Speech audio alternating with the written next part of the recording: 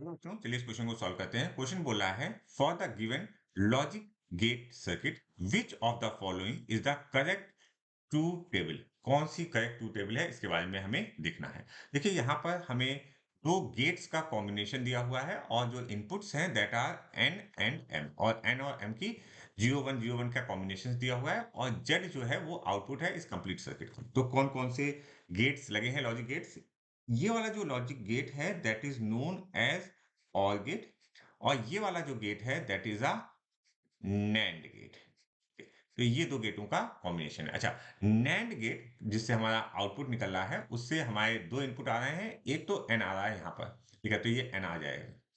लेकिन दूसरा जो इनपुट आ रहा है वो आ रहा है और गेट से। अच्छा, और गेट वाले केस में हमारे दो इनपुट हैं एन और एम। अच्छा, एन और एम जब और गेट से पास आउट होंगे तो ये बनाएंगे एन प्लस एम, ये हमारा आउटपुट होगा। अच्छा, अब ये ही आउटपुट इनपुट के रूप में काम करेगा किसमें, नैंड गेट में। एक एन है, दूसरा क्या है, एन प्लस एम। तो यहाँ पर, और ये नैंड गेट है, ठीक है, तो एक्चुअली में यहाँ आंसर जो आएगा that is N in bracket N plus M का कंप्लीट का बार।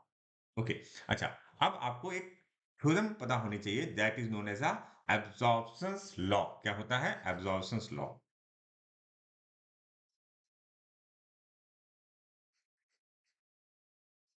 वो क्या कहता है समझने की कोशिश कीजिएगा। That is A in bracket A plus B is equal to ए।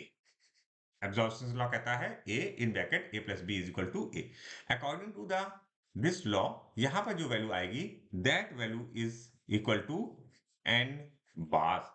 ठीक है। अच्छा, अगर आप इसको देखो, आपने क्या डाला, एन और एम डाला और आया एन बार। ठीक है, तो आप हर क्या करना पड़ेगा, हर ऑप्शन को चेक करना पड़ेगा। ओके।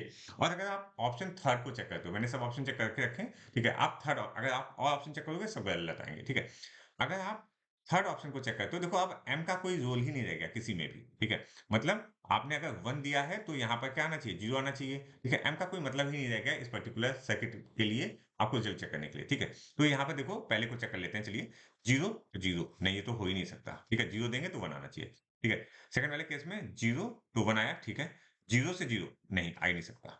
यहाँ पर देखिए, 0 दिया तो 1 आया, 0 दिया तो 1 आया, 1 दिया तो 0 आया, 1 दिया तो 0 आया। So option 3 is correct. Fourth को भी देख लेते हैं, 0 दिया तो 1 आया, लेकिन 0 पे 0 नहीं आ सकता। So only option 3 is correct. One option question है तो 3 is correct for this particular question.